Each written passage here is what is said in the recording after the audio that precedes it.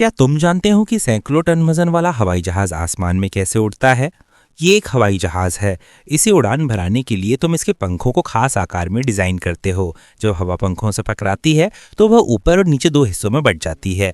ऊपर की हवा नीचे की हवा से ज्यादा तेज बहती है। बर्नौली के सिद्धांत के अनुसार हवा जितनी तेज बहेगी उसका दबाव उतना ही कम होगा। इस वजह से पंखों के नीचे ज्यादा दबाव बनता है और एक ऊपर की ओर उठने वाली ताकत पैदा होती है।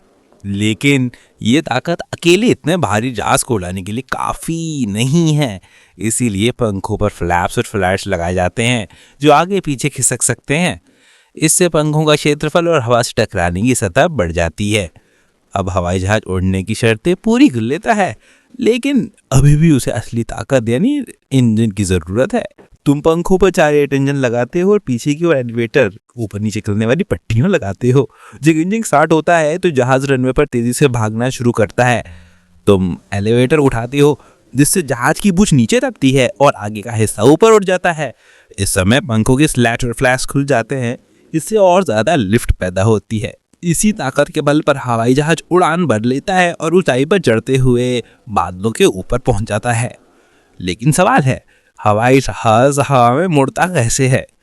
इसके लिए पीछे की तरफ एक रडर दिशा बदलने वाली बैटरी होता है। रडर को घुमाकर जहाज होंगड़ा सकता है, लेकिन ऐसा करने से अचानक झटका लगता है और यात्रियों को बहुत असुविधा होती है। इसीलिए तुम पंखों पर लगे इधर और छोटे छोटे हिलने वाले हिस्से को इस्तेमाल करते हो।